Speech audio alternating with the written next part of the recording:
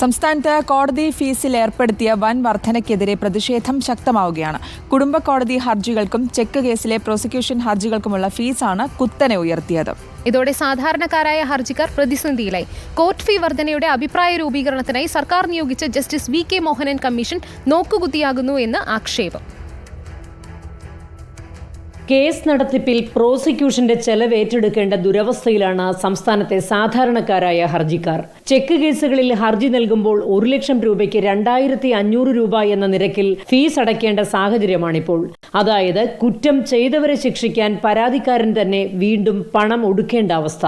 കുടുംബ കോടതികളിലെ ഹർജികളിലും ചെക്ക് കേസിലെ പ്രോസിക്യൂഷൻ ഹർജികളിലുമാണ് നിലവിൽ വർധന. ആശ്രയം നഷ്ടപ്പെട്ട് കോടതിയിലേക്ക് നീതി തേടി വരുന്നവർക്ക് നീതിക്ക് തീവിലയാക്കുക എന്നുള്ളൊരു സമീപനമാണ് ഇപ്പോൾ ഉള്ളത്.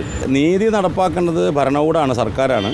അത് ഫ്രീ ഓഫ് കോസ്റ്റ് കൊടുക്കേണ്ടതാണ്. അപ്പം നീതിക്ക് തീവിലയാക്കുന്ന ഈ സമീപനം നമുക്ക് അംഗീകരിക്കാൻ കഴിയില്ല എന്നുള്ളതാണ്. Kerala court fee and suit valuation act സമഗ്രമായി ഭേദഗതി ചെയ്യാനാണ് സർക്കാരിന്റെ തീരുമാനം. അങ്ങനെ വന്നാൽ മുഴുവൻ സിവിൽ കേസുകളുടെയും ഫീസ് കുത്തനെ ഉയരും. ഇത് പ്രാബല്യത്തിൽ വരും മുമ്പ് അഭിപ്രായ രൂപീകരണം നടത്താൻ നിയോഗിച്ച ജസ്റ്റിസ് വി.കെ. മോഹനൻ കമ്മീഷൻ നോക്കുകുത്തിയാകുന്നു എന്ന പരാതിയാണ് അഭിഭാഷക സംഘടനകൾക്കുള്ളത്.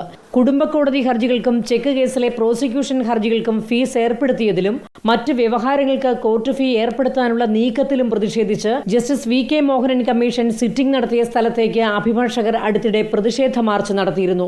എന്നാൽ ഈ പ്രതിഷേധങ്ങളൊന്നും സർക്കാർ കണ്ട ഭാവം വയ്ക്കുന്നില്ല. കോടതി ഫീസിന്റെ വർധന സാധാരണക്കാരെയാണ് പ്രതികൂലമായി ബാധിച്ചിട്ടുള്ളത്. സിവിൽ കേസിന്റെ ഫീസ് കൂടി വർദ്ധിപ്പിക്കുകയാണെങ്കിൽ അത് പരാതിക്കാർക്ക് ഏറെ ബുദ്ധിമുട്ടുണ്ടാക്കും. വീഡിയോ ജേർണലിസ്റ്റ് പ്രദീപ് കുമ്പിടിക്കൊപ്പം reporter Lebi Sajeendran, in reporter, Kochi.